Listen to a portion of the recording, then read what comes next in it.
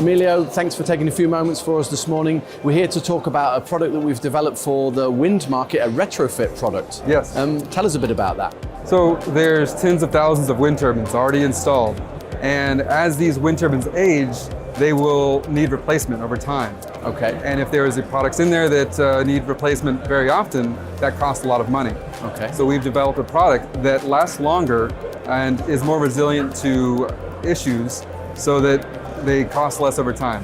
What we've developed, is this really a duplicate of what was originally installed, or is something different? This is something different.